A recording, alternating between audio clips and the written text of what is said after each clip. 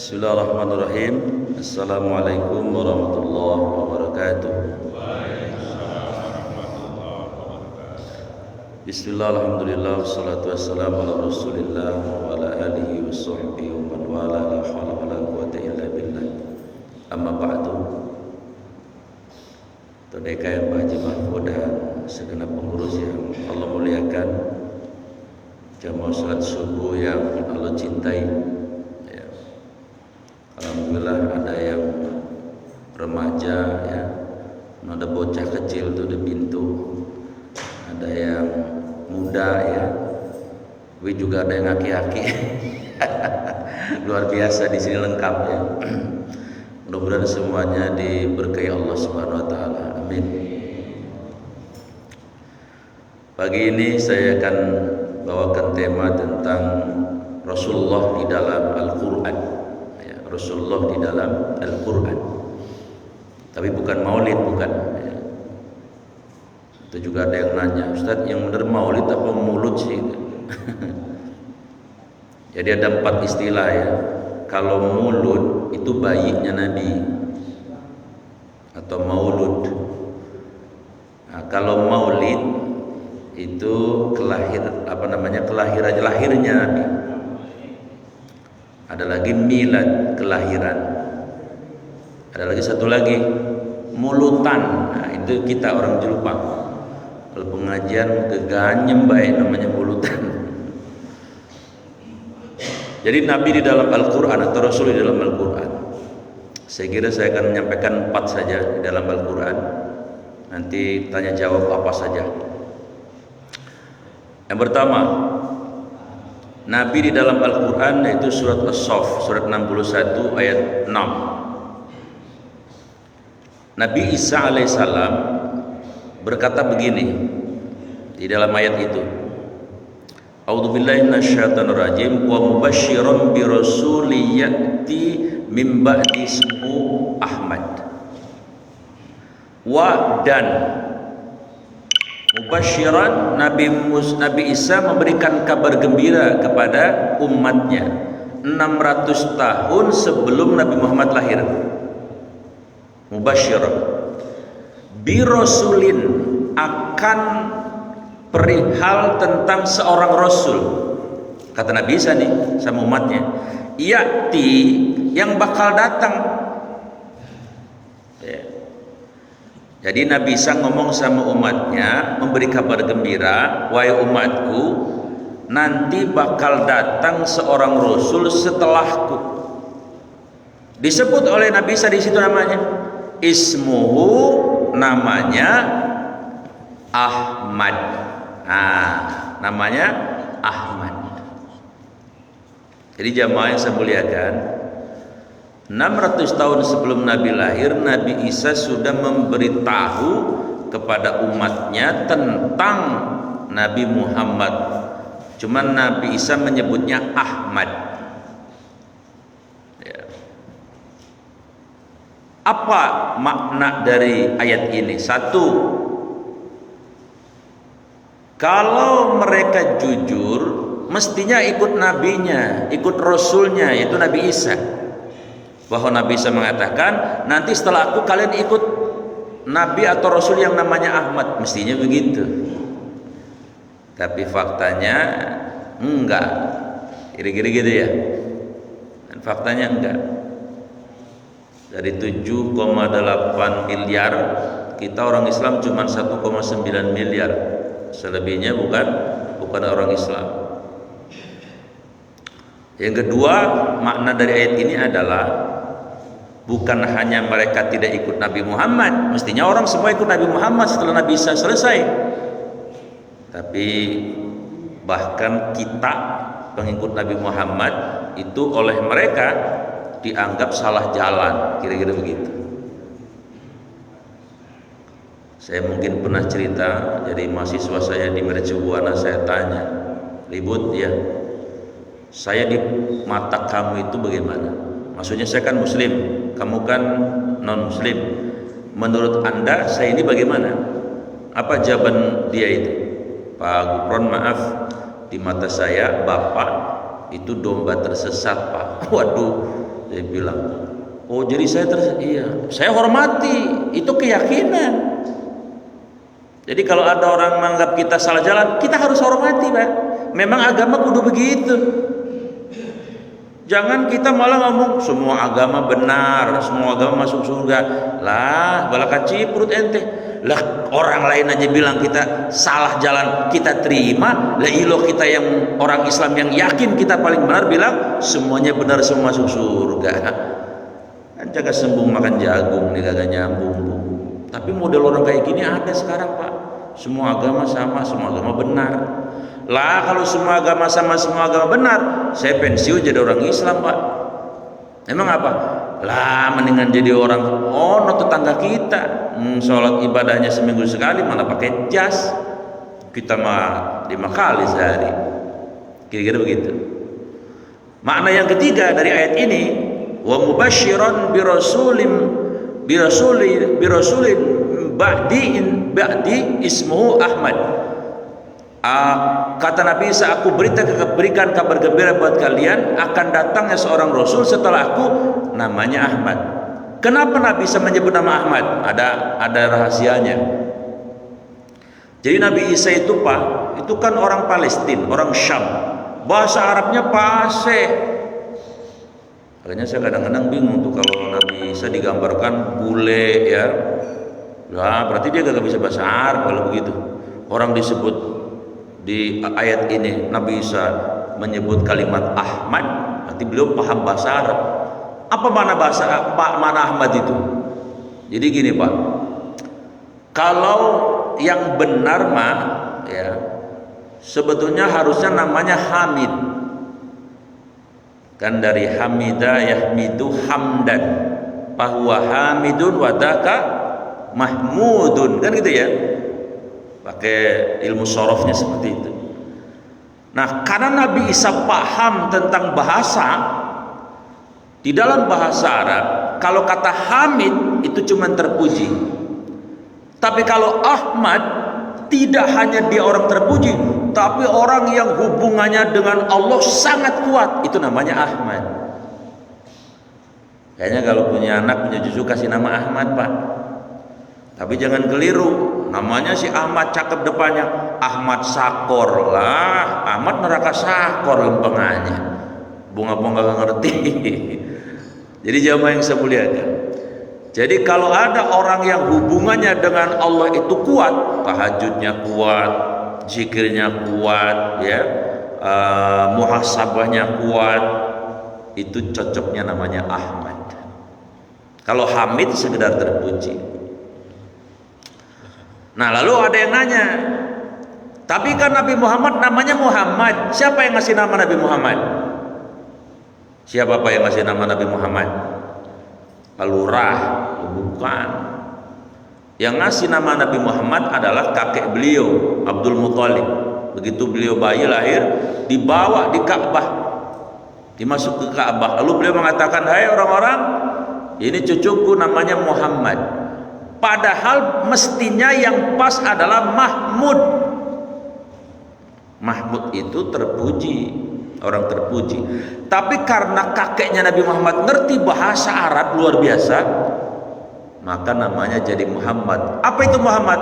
Orang yang hubungan dengan relasi dengan manusia itu luar biasa baik, itu namanya Muhammad. Dan ternyata benar, Nabi Muhammad itu orang yang paling baik akhlaknya, maka disebut dengan Muhammad. Ya.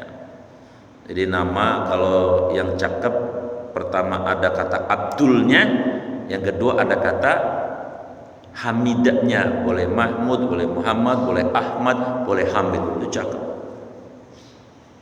Ini orang Julupang makan genjer namanya Bram. La ilaha illallah. Begitu ada antingnya lagi. Orang pantas bisa. Ya, jadi kembali di surat As-Saff ayat 6, Nabi Isa tadi menyebut apa? Bahwa akan datang seorang rasul setelah aku yang namanya adalah Ahmad. Pertanyaan saya, Nabi Muhammad sudah lahir belum? Belum. Nabi Isa juga belum orang 600 tahun. Itu namanya apa namanya? Basyiratul ilahiyah, berita dari Allah Subhanahu wa taala. Satu ya.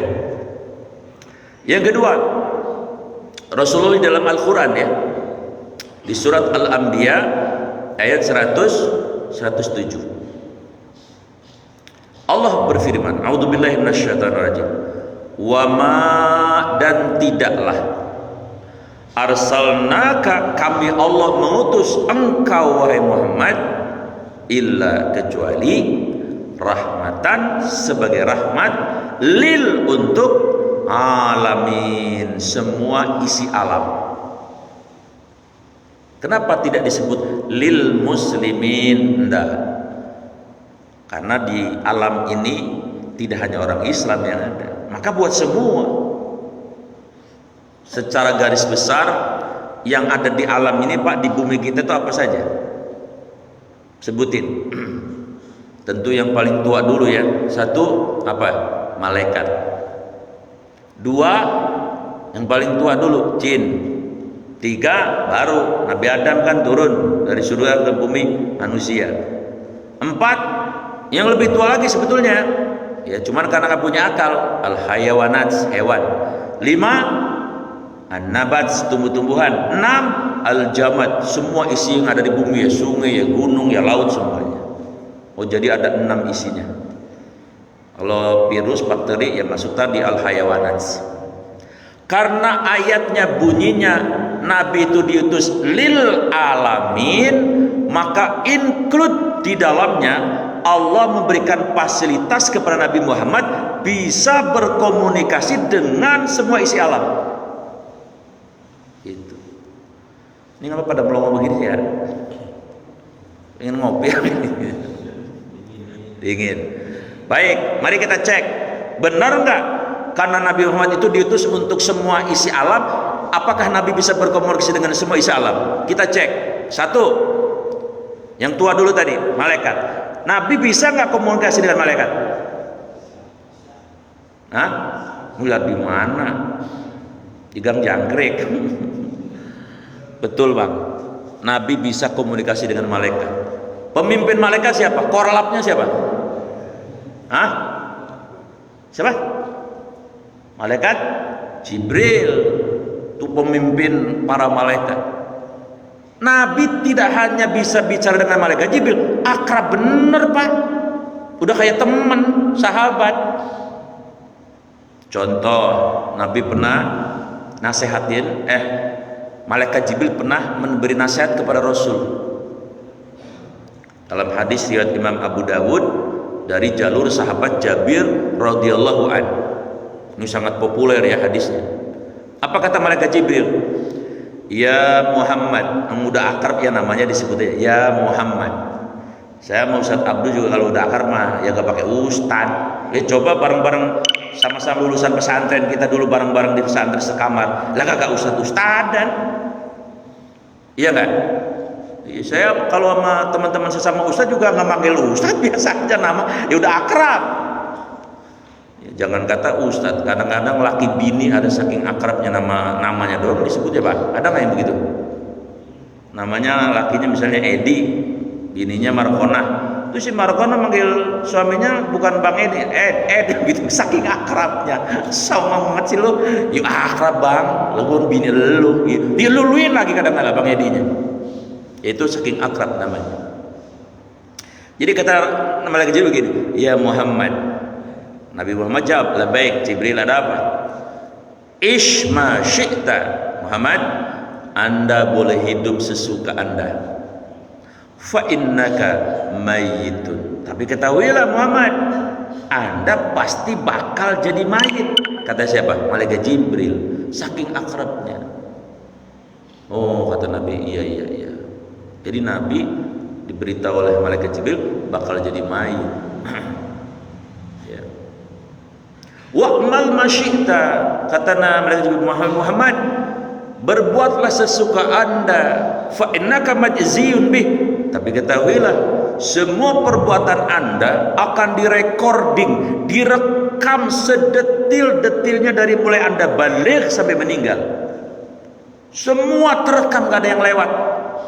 Yang baik direkam, yang jelek direkam. Bahkan hati kita aja direkam nanti. Emang hati bisa direkam? Bisa. Tapi kalau kita nggak bisa, malaikat aja gak bisa, Allah nggak bisa, Pak. Emang ada dosa hati? Lah ada. Contoh, kadang-kadang jamaah dosa sama ustadz. Lihat ustadznya gemuk, ini ustadz jarang puasa nih, di hati ngomongnya.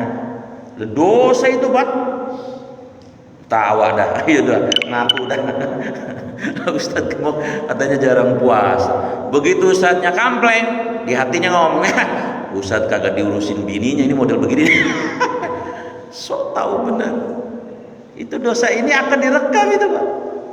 Kita mah nggak bisa, nggak tahu. Ya nggak usah jauh-jauh. Ini kita duduk deket-deketan ya, di hati ngomong, baju mah peci kagak matching bener. Di hati ngomongnya. Lah kan kalau diomongin kagak enak itu. Tapi di hati lah dosa, ada hitungannya. Enak baik. Dulu baru pada ngerasa dah. Apalagi ini pulang ngaji ntar ketemu bini abang. Emang bini abang baru bangun tidur, abang bilang di hati, ya Allah bini gua penalti apa ya jelek amat. Sampai begitu ngomongnya. Tapi di hati doang. Itu ada rekamannya. Majziyun bih. Terus kata malaikat Jibril begini, wah bibman syi'ta fa innaka mufarikun bih. Muhammad, Anda boleh cintai siapa saja, tapi ketahuilah yang Anda cintai akan berpisah dengan Anda. Anda berpisah dengan mereka atau mereka berpisah dengan Anda. Jadi Nabi Muhammad komunikasi dengan malaikat Jibril. Apalagi peristiwa Isra Mi'raj itu ngobrol tuh, Jibril, ini apa? Ini umatmu, dikasih minuman kan? Wah, diceritakan, ngobrolnya akrab banget. Satu tuh. Yang kedua, apa Nabi bisa bicara dengan jin? Ayo, bisa nggak? Bisa. Kalau yang udah ngaji pasti ngerti gitu. Buktinya lah nggak usah dibuktiin, pakai ayat aja surat Az-Zariyat 56 itu, wa ma khalaqtul jinna wal insa illa liya'budun. Aku kata Allah tidak ciptakan jin dan manusia kecuali agar jin juga beribadah kayak manusia sama. Lah, jin kalau ibadah pakainya apa dasarnya? Ya Quran sama sunnah Nabi. Mereka juga sama kita bakal masuk surga, ada yang neraka. Ya Nabi dakwanya sama jin juga lah. Bahkan jinnya Nabi yang namanya Korin itu masuk Islam. Kan kita ini semua punya jin, Pak, namanya Korin. Korin ini jahat, ngintilin kita baik 24 jam, tapi memprovokasi agar kita berbuat yang buruk. Itu namanya Korin, Pak. Kan suka di hati, suka perang ya. Ini aja nih gampang nih, ngaji enggak ya, ngaji enggak, kata Korin. Lah lu ngaji, emang lu siapa? Nah, jadi kagak ngaji, ngeloyor. Tapi kata malaikat, ngaji gak enak tuh, masa dekat masjid gak ngaji? Ya udah gue ngaji. Ngaji dah itu. Menang tuh malaikat sama si Korin kalah. Tapi kebanyakan kita kalah, Pak, sama Korin. Terutama kalau ngeliat orang cakep, waduh, jangan kata bapak, ustadz aja susah. Ketahu. Kemarin saya kondangan di Kayu Gede. Waduh, gambusnya cakep amat ini ya. Bukan gambusnya yang nyanyi cakep bener, ustadz itu, Pak. Kalau bapak kira-kira begitu nggak kalau bapak liatinya? Ya sama baik, Pak, normal mah. Itu jin Korin ya. Kemudian yang ketiga, apa Nabi bisa bicara dengan hewan? Yes. Salah satu contoh riwayatnya. Suatu hari Nabi ketemu dengan seekor rusa yang ditangkap oleh seorang pemburu dalam satu perjalanan. Nabi ngeliatin rusa itu, diem, bersedih, bahkan menangis. Nah kalau kita kan kagak tahu, Pak, hewan nangis apa kagak. Lah kucing aja di rumah kita kagak tahu nangis apa kagak. Nabi mah tahu, rusa lagi nangis, mak rusa. Lalu Nabi datang menghampiri, assalamualaikum, ya. Dijawab, waalaikumsalam. Kok hewan bisa ngomong? Ya ente baca dalam surat Al-Jumu'ah ayat yang pertama, yusabbihu lillahi ma fis samawati wa ma fil ard. semua yang di langit, semua yang di bumi bertasbih. Yusab itu fi'il mudhari, artinya hari ini, besok, dan yang akan datang. Mereka komunikasi dengan Allah, cuman bahasanya nggak tahu kita. Ngomong Pak, itu yang namanya pohon. Waktu ditebang, kalau dia ngejerit bisa ngomong, tolong jangan ditebang. Cuman kagak denger kita, dimensinya beda. Nabi mah denger, tahu. Kata siapa namanya? Si Rusa. Waalaikumsalam. Apa kata Nabi? Rusa, ya, kamu kagak usah sedih dah. Kan yang boleh dipotong bukan ente doang, yang dagingnya boleh dimakan manusia. Ada kambing, ada kerbau, ada onta, ada ayam. Apa kata Rusa? Rasul, lah saya mah kagak mikirin saya dipotong apa kagak, lah saya mah ikhlas, emang udah nasib saya. Lah terus yang membuat ente nangis apa? Entar jam 7 Rasul, anak-anak saya mau nyusu. Ini ditangkapnya jam 5. Ini udah jam 6 nih. Sejam lagi anak-anaknya balita bakal nyusu. Itu yang dipikirin si ibu Rusa itu. Luar biasa Pak. Dia nggak mikirin sendiri, tapi mikirin anak-anaknya. Emang perempuan tuh kelebihannya begitu Pak. Rusa pun begitu. Perempuan juga punya kelebihan yang nggak dimiliki laki-laki. Masih ingat nggak? Ada 6 kelebihan perempuan. Masih ingat nggak, Ustaz Abdul? 1, perempuan itu bisa mengelola duit. Duit 100.000 kasih bini kita Pak, ke pasar Bengkok belanja, genjer, lompong, geplak, wajib, opak, gengsot, dongkal, dikandut semua, bisa buat makan 2 hari sama lakinya, sama anaknya. Betul nggak? Cepek. Tapi cepet dibawa Ustadz Abdul ke teras kota, beli kopi segelas 50.000 gocap, belum ngasih tipnya, belum parkirnya, abing sejam. Betul Ustadz? Malah kurang. Kalau pelayannya yang cakep ada 2, lah 2 tuh tipnya. Kopi kopi segelas gocap. Gak percaya coba sono. Rasanya sama baik kayak sasetan, tergantung lidahnya gitu. Itu kelebihan perempuan. Yang kedua apa kelebihan? Kalau ditinggal lakinya, perempuan itu bisa menyukseskan anak-anaknya. Contoh yang paling faktual, Imam Syafi'i itu udah ditinggal wafat ayah dari kecil, menjadi ulama paling masyhur sedunia, ulama fikih. Sukses. Ulama sufi Syekh Abdul Qadir Jailani dari kecil ditinggal ayahnya. Dia sukses menjadi salah satu ulama sufi terbesar di dunia. Nabi Muhammad lahir sudah gak ada ayahnya. Tapi kalau laki-laki ditinggal bininya, saya belum dengar anaknya yang sukses, belum dengar, saya belum Pak. Sebab beda. Kalau laki ditinggal bininya, yang dipikirin bukan anaknya. Kalau bini ditinggal lakinya, yang dipikirin anaknya. Kalau laki ditinggal bininya, yang dipikirin siapa? Lu ketawa dah. Si Markona orang Ciseeng, nggak ada demplon, kan gitu. Itu bedanya. Yang ketiga apa? Kelebihan wanita. Kalau kemana-mana ingat kita laki sama anak. Itu bini saya sore kemarin bau buntelan Pak. Saya bilang, Mi dari mana? Habis ngaji di sini Pondok Jagung Timur katanya. Itu apaan? Lu buka baik kata bini saya. Dibuka Pak, emang saya lagi empe Pak. Masya Allah. Buru-buru goreng, saya makan itu. Mana itu bumbunya resep bener. Dibuntelin sama bini saya. Padahal dia guru ngaji, ingat saya. Lah saya mah kalau ngaji begini, emang ingat bini saya sama anak saya? Lah kagak. Emang bapak kalau kondangan, begitu tuan rumahnya bilang, Pak buntelin, bapak buntel nggak? Lah tengsin. Tapi kalau mama, Bu bawain buat rumah, dibuntelin bener Pak. Kue unti, rengginang, masuk ke selampainya. Perempuan tuh. Iya. Yang keempat, kelebihan perempuan itu apa? Kalau ditinggal lakinya di rumah rapi. Betul nggak? Coba abang pergi sebulan ke setahun juga rumah rapi baik kalau ada bini mah. Lah coba abang ditinggal bininya, kagak usah bilang sebulan, 2 hari dangdang kemana, wajan kemana, garpu kemana, jangan kata dapur, spray aja orang beres-beres. Ya saya kalau beresin spray nggak selesai pasti kebiasaan. Bagaimana ini orang beres-beres ya? Lah kalau bini kita cek lah rapi. Ya benar nggak Pak? Yang kelima, ini kalau bocah segini nih ditinggal, yang penting ada emaknya, anteng. Betul nggak? Mau seminggu ke setahun ke selama juga anteng. Ini bapaknya mana, Tong? Coba lu sama bapak lu di rumah, bininya kagak ada. Seminggu pala lu peang, ditoyorin bapak lu mulu. Karena kalau laki-lakinya pakai logika, kalau kagak tidur selempet nih, tidur, tapi ngeget tuh bocah.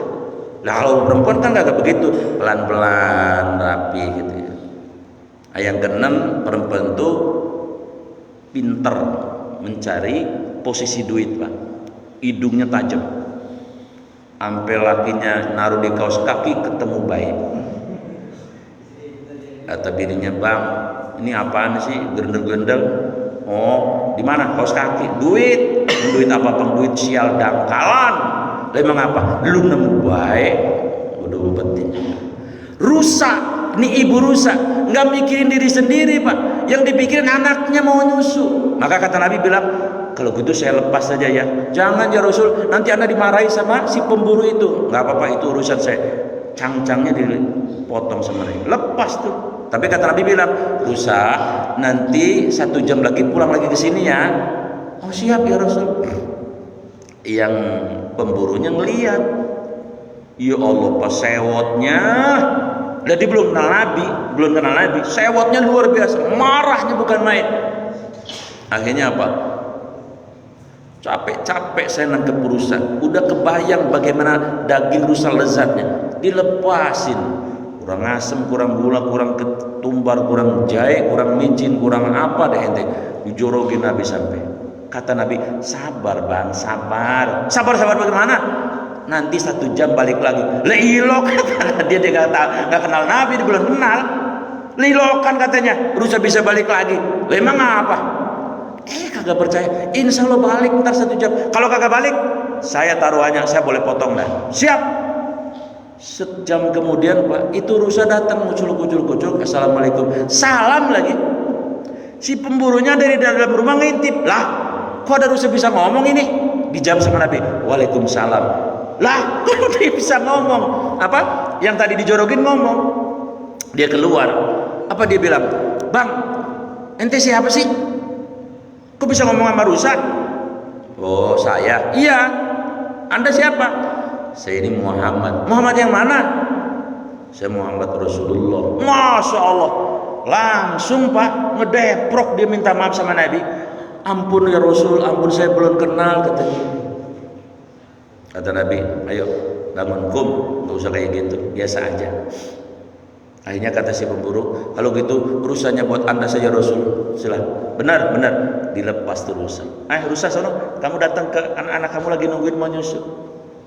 Terus kemudian kata si pemburu, wahai Rasulullah, engkau begitu mulianya, maka asyhadu an la ilaha illallah wa asyhadu anna Muhammadan. Dia masuk Islam, pemburunya. Nabi menyelamatkan 3, karena Nabi kan rahmat ya. 1, menyelamatkan si rusa. Kan tadinya mau dipotong, gak jadi. Ya. Kedua, menyelamatkan anak-anak rusa. Lah kalau emaknya dipotong, bagaimana? Mana dia janda? Ya kan rusa janda bang. Yang ketiga, menyelamatkan si pemburu. Harusnya dia menjadi orang yang tidak beriman. Apa konsekuensi tidak beriman? Innal ladina kafaru min ahlil kitab wal musyrikin fi nari jahannam khalidina fiha ulaika syarrul bariyah, ulaika hum syarrul bariyah. Orang tidak beriman resikonya nanti di nerakanya bukan 1 triliun 2 triliun tahun Pak, tapi selama-lamanya. Lu coba, kasihan kan? Tapi karena dia beriman, resikonya apa? Kebalikannya, innal ladina amanu, sesungguhnya orang-orang beriman, wa amilus solihat, dan beramal soleh, ulaika, mereka adalah sebaik-baik makhluk, jazaohum, balasan mereka atas iman dan amal solehnya itu, jannatu adnin tajri min tahtil anhar, surga yang di bawahnya mengalir sungai-sungai. Berapa lama di surganya orang beriman? Bukan semiliar setriliun tahun juga, tapi khalidina fiha abada, ditambahin abada lagi, selama-lamanya di surganya selamanya. Jadi Nabi menyelamatkan. Dua ya. Jadi udah dua lagi berarti ya. Yang ketiga, Nabi di dalam Al-Quran, surat Al-Kahfi 110, surat 18. A'udzubillahi minasyaitonir rajim. Allah berfirman di tengahnya, innama, sesungguhnya, ana, aku ini, kata Nabi, basyarun, manusia, mislukum, seperti kalian. Ya. Ini basyarun mislukum, yuha ilayya, tapi saya dikasih wahyu. Kesimpulannya apa ayat ini? Kesimpulannya ditafsirkan oleh ulama besar dari Banten, namanya Syekh Nawawi Al-Bantani. Syekh Nawawi bin Umar Al-Bantani, cicitnya itu Kiai Ma'ruf Amin, wakil presiden di Tanara ya, Tanara Serang, Banten. Beliau menafsirkan, beliau juga yang mengarang kitab Nasaihul Ibad. Apa kata Syekh Nawawi ini dalam kitabnya Bidayatul Hidayah? Huwa, dia Rasul, basyarun, manusia, lakal basyari, tapi bukan manusia biasa. Yang membedakan dengan kita apa? Beliau sebut paling tidak ada 10. Satu, beliau lahir sudah dalam keadaan terhitan. Ada yang riwayat, memang yang lain mengatakan Nabi belum berkhitan, tapi karena ada dua, berarti dua-duanya boleh dijadikan pendapat. Satu. Yang kedua, Nabi Muhammad itu tidak pernah angop. Tahu angop? Mual. Tiga, Nabi Muhammad kalau berhajat kotorannya tertelan bumi, nggak ada di bumi. Empat, Nabi Muhammad SAW ludahnya obat. Ada ya sahabat kesengat kalajengking, ya Rasul, saya kesengat kalajengking. Kata Nabi, mana? Diludahi sama Nabi, cuf, ya. Ludahnya itu obat. Di ludahnya abang bukan obat lah. Udah bocah kena kalajengking, sini, cuf, insya Allah melepuh. Lainnya bang, kita bukan Nabi ya. Yang keempat, Nabi Muhammad keringatnya lebih harum dari parfum Paris kalau sekarang. Nabi main di rumahnya sahabat Anas bin Malik, yang pembantunya itu masuk ke rumah Anas bin Malik, ruangan harum semerbak. Emaknya hidungnya tajam, ini kenapa jadi harum banget rumah ya? Dicari sumber harumnya, ternyata Nabi lagi tidur siang, Kailulah namanya, di rumahnya Anas bin Malik. Begitu melihat Nabi keringatnya netes, ditadahin. Begitu ditadahin beberapa tetes, harumnya luar biasa. Saya nggak percaya orang Atakwa seganteng apa juga. Saya nggak percaya. Wangi. Siapa yang paling ganteng di sini? Nggak bakal wangi dah. Jangan kata kita, bini kita kan jangan kalau ngidam mabok nih, nyiumin keringat kita ya. Kalau lagi ngidam, kalau lagi kagak mah doko. Yang keenam, Rasulullah SAW nggak pernah mimpi basah ihtilam. Kalau Ustaz Abduh bukan mimpi basah lagi, kejebur. Yang ketujuh, Rasulullah SAW itu tidak pernah disakiti oleh binatang, walaupun binatang buas. Jadi kalau Nabi ke taman safari, kalau sekarang beliau masih ada, ke taman safari nggak usah pakai mobil, jalan bae udah aman. Iya, nggak usah pakai mobil. Tapi kalau abang ke taman safari jalan, terus nemuin singa, saya kan umatnya Nabi Muhammad ya, insya Allah bang. Insya Allah bagaimana? Masuk UGD. Yang ke-8, Rasulullah itu kalau jalan pasti dinaungi awan. Yang kesembilan, Nabi kalau duduk ini sama orang tinggi pundaknya sama orang kuntet juga sama.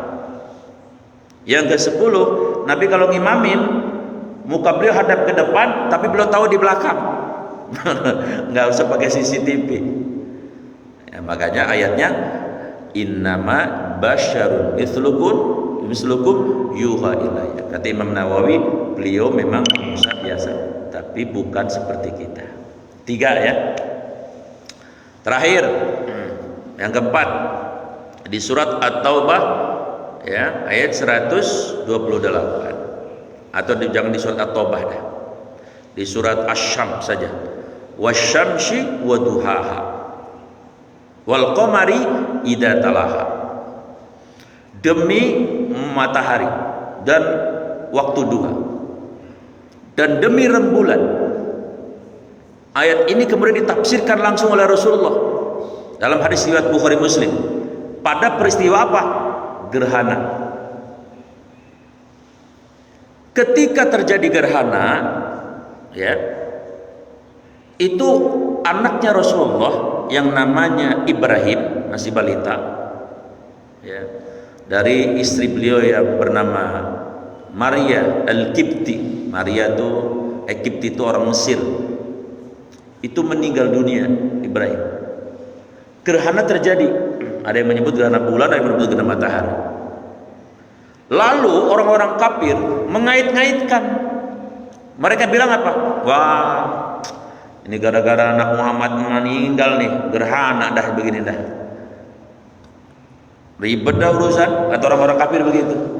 Bikin suwe nih, bikin suwe. Orang kafir ngomongnya sembarangan baik.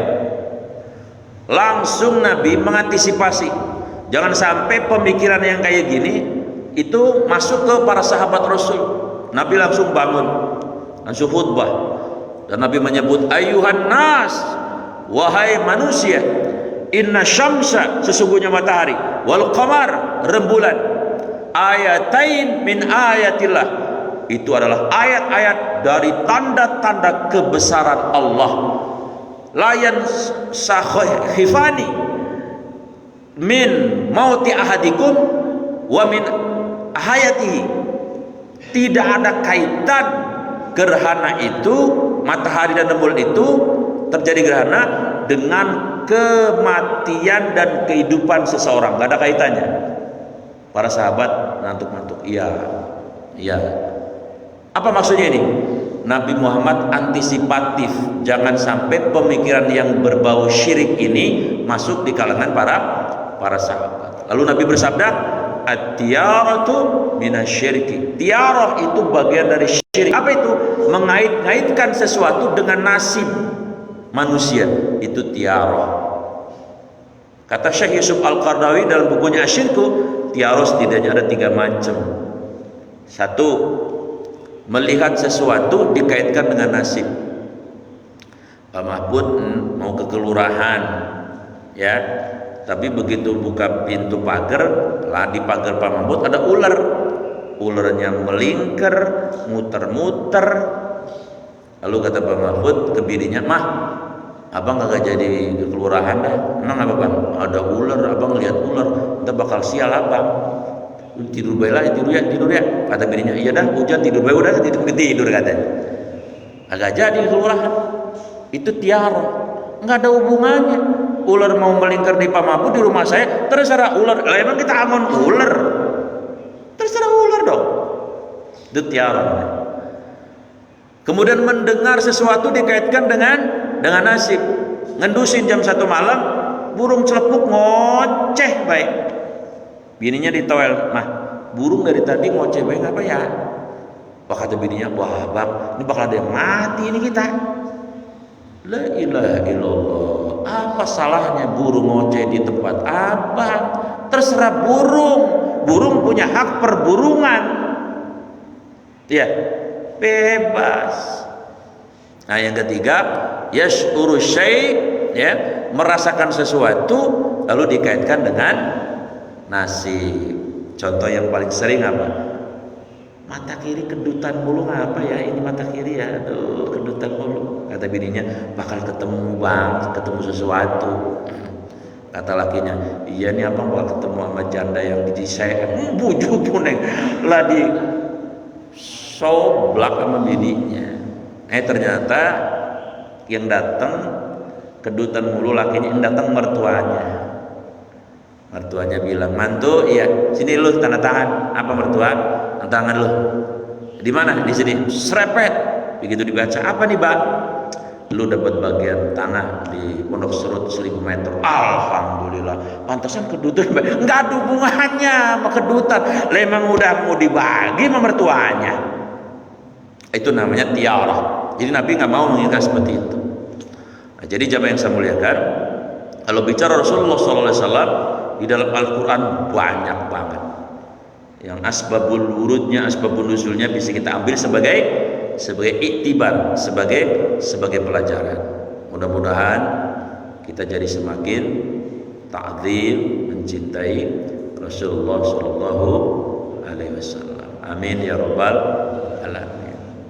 Ya, sebelum tutup doa, kalau ada pertanyaan apa saja silahkan, baik tema ini atau di luar tema ini. Kalau ada silahkan.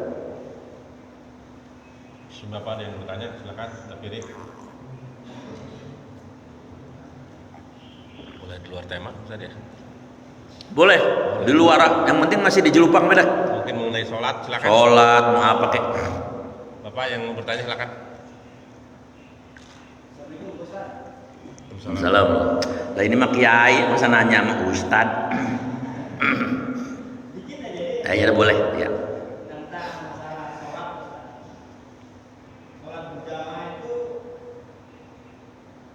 Hukumnya di fikih itu kan imam sudah membaca Al-Fatihah. Iya. Kira-kira makmum harus membaca Al-Fatihah atau tidak? Oh. Itu aja, Pak. Siap. Oke, terima kasih. Assalamualaikum warahmatullahi wabarakatuh. Waalaikumsalam warahmatullahi wabarakatuh. La sholata, tidak dianggap sholat liman bagi orang yang yaqra, belum membaca bifatihil kitab, membaca surat Al-Fatihah. Hadisnya sahih riwayat Bukhari. Jadi orang sholat kagak dianggap sholat sama Allah kalau kagak baca surat Al-Fatihah. Pertinyi ini, ya kata Tukul begitu ya, pertinyi ini. Pertanyaannya, lah bacanya kapan Ustadz? Pan kita jadi makmum, kan begitu ya? Alhamdulillah, ada istihad para ulama besar kita. Ada Imam Hanafi, Imam Malik, Imam Syafi'i, Imam Ahmad. Mereka berikhtilaf, tapi semuanya ada dasarnya. Makanya kalau orang berbeda pendapat itu cakep, yang penting punya dasar. Kalau berbeda pendapat bukannya pakai dalil, pakai nafsu lah, ampar-amparan urusan.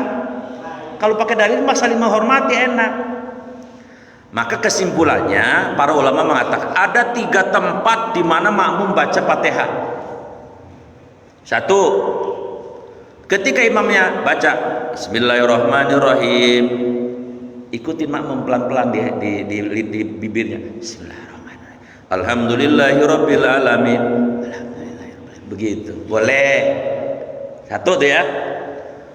2, baca Fatihahnya itu setelah imam selesai baca Fatihah. Waladhdallin amin. Imam berhenti dong sebentar. Jangan langsung. Kasih jeda untuk makmum baca Fatihah walaupun tidak dibaca semuanya. Karena kan udah ditanggung bacanya imam. Baca 1-2 ayat. Bismillahirrahmanirrahim. Alhamdulillahirabbil alamin arrahman. Dia baca surat. Ya terusin kita dengerin. Nah, kemudian yang ketiga, baca di mana saja. Minimal 1 ayat dari surat Al-Fatihah. Misalnya kan si imamnya baca surat Bismillahirrahmanirrahim Alhamdulillahirabbil alamin. Dan kita baca Bismillahirrahmanirrahim Alhamdulillahirabbil alamin. Udah segitu juga cukup. Begitu Bang ya? Tapi yang keempat, ada lagi pendapat yang keempat. Pendapat yang keempat mengatakan qiraatil ma'mum yuqaddimul imam. Kagak usah baca. Ya, ini Imam Hanafi nih. Kagak usah baca. Karena yang nanggung semua adalah imam sah. Salah satu saja pendapat sedikit yang mengatakan sudah nggak usah baca, ditanggung sama imam. Karena dalilnya apa? Fa idza quri'al Qur'an fastami'u lahu wa ansitu. Kalau ada Quran dibacakan, dengerin. Tapi yang jumhur itu apa? Mayoritas mengatakan tetap kudu baca. Tadi bacanya terserah, minimal 1 ayat. Begitu Bang. Jelas ya? Cakep. Gitu ya. Kalau saya kebiasaannya itu setelah imam selesai, ya, imam selesai nih, waladhdallin, saya baca Bismillahirrahmanirrahim, alhamdulillah. Walaupun 1-2 ayat nggak apa-apa, karena udah ditanggung sama imam. Makanya imamnya kadang-kadang berhenti dulu. Itu maksudnya memberi kesempatan kepada makmum. Oke, ada lagi? Silakan Pak, sebelah kiri saya. Bertanya. Ya. Assalamualaikum.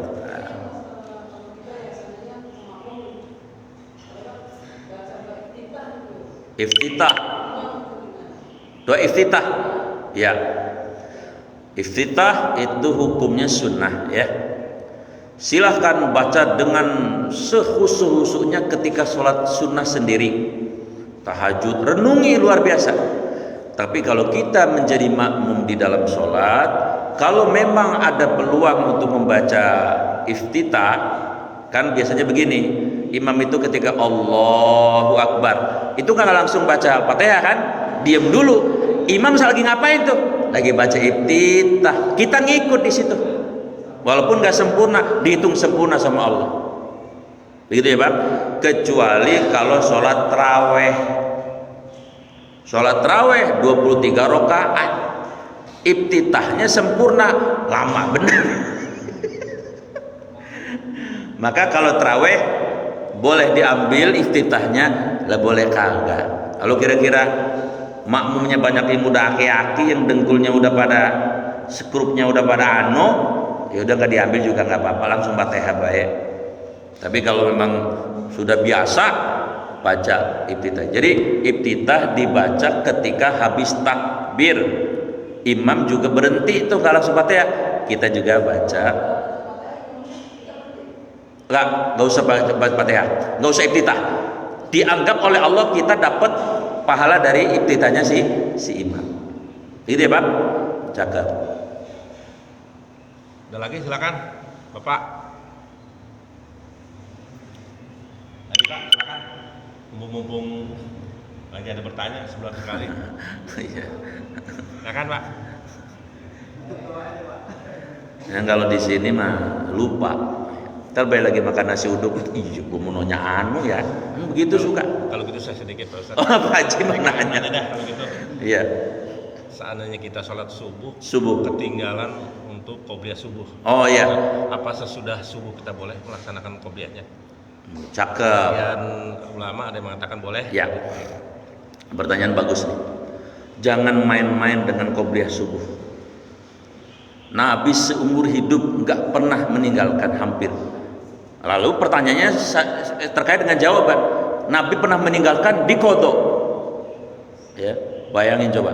Tapi ngodoknya jangan setelah sholat subuh. Ngodoknya nanti waktu duha. Waktu duha itu kapan? Di atas isyraq. Kira-kira jam 7 dah. Sampai kira-kira setengah jam menjelang zuhur. Jadi jangan main-main dengan qobliyah subuh. Hadisnya muttafaqun alaih. Kalau muttafaqun itu Bukhari Muslim. Rakaatani minal fajri. 2 rakaat qobliyah subuh itu khairun, lebih baik minad dunya wa ma fiha, dari dunia dan seluruh isinya. Makanya saya pernah nulis di Facebook daftar manusia terkaya di dunia. Saya sebut. Di situ ada Pak Abu Rizal Bakri, ada Pak Khairul Tanjung. Tapi saya sebut, tetapi yang pertama yang paling kaya adalah muslim yang sholat qobliyah subuh. Itu paling kaya. Lah dunia sama seluruh isinya berapa harganya? Kalah semua Pak. Warren Buffett, Bill Gates, kalah semuanya sama orang yang sholat qobliyah. Makanya saya pesen banget, kalau nggak ada uzur Pak, uzur itu halangan, uzur yang syar'i, sakit parah, sholat subuh qobliyah jamaah, itu pahalanya dahsyatnya luar biasa. Pertanyaannya tadi apa? Kalau kalau sudah ketinggalan. Kalau udah ketinggalan nih, Komat. begitu kita datang udah komat, bagaimana ini? Ya, ada dua pilihan. Pertama, kalau kita sudah terbiasa sholat subuh jamaah dan qobliyah, dikodok aja nanti waktu duha, sholat qobliyah subuhnya. Itu pertama. Yang kedua, kata Nabi, khaffifil fajr, ringankan sholat qobliyah subuh itu. Maksudnya bagaimana? Imam kan bacanya lama Pak imam kan ya, Al-Fatihah aja 3 menit ya, apalagi yang ntar suratnya Ustaz Abdul tadi lumayan tuh, ada 3 menit setengah. Lah sholat qobliyah paling 2 menit, sholatnya yang ringan saja, bila perlu nggak usah pakai surat, sholat dulu Pak Mabut, nanti baru ngejar si imam ya. Tapi lihat imamnya dulu ya, kalau Ustaz Abdul sholat ya. Kalau sholat apa namanya, imam yang kelas ekspres, wah ini masih ketinggalan ini. Nah, mendingan jangan, nanti kodok aja. Dua-duanya boleh Pak. Hah? Kenapa? Lah iya, maksud kalau udah terkenal kayak gitu, ya ini mah ina dah, lagu mendingan kodok aja antara duha. Tapi kalau Ustaz Abdul bisa ini. Ya. Hah? Iya, karena makanya memang imam itu bacaan kagak boleh terlalu cepat, kagak boleh terlalu lama. Kenapa kagak boleh terlalu cepat? Banyak yang gagah-gagah. Nih abang gagah. Lilok ina amat qulubai, sampai malaikat apal. Udah ina bener dah. Tapi jangan terlalu lama. Ada kong mana Pak? Kong mana? Ada kong, ada yang udah usia-usia. Lah jangan kelamaan, dengkulnya kesian, sumsumnya udah kurang, jangan kelamaan. Ini belakang ketawa Pak itu Pak RT ya. Iya. Jadi Pak Mahfud boleh dikerjakan ringan saja, boleh dikodok. Dikodok dengan syarat emang dia udah terbiasa sholat subuh jamaah. Jangan baru sekali sholat subuh berjamaah terus kodok. Enggak, kata Allah, itu mah kagak dicatat dah yang begitu modelnya. Tapi udah biasa dia tiap hari, ketinggalan karena ada uzur sesuatu ya.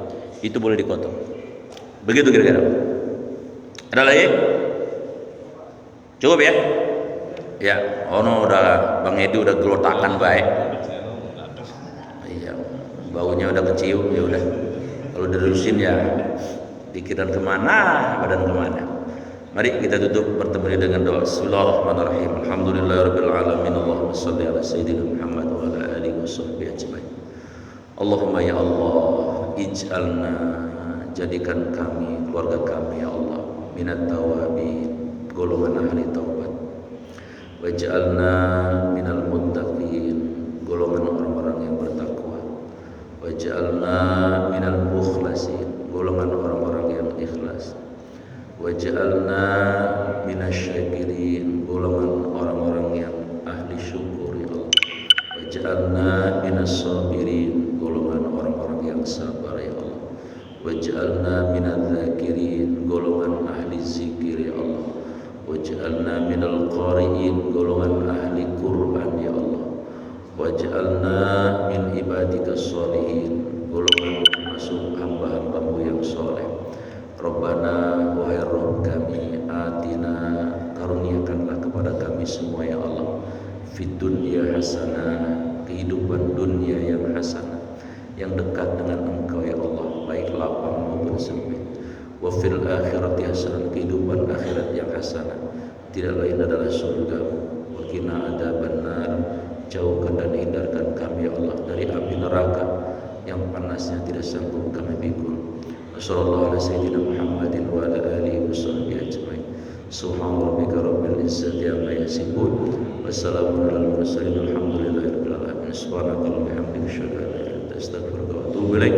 Assalamualaikum warahmatullahi wabarakatuh.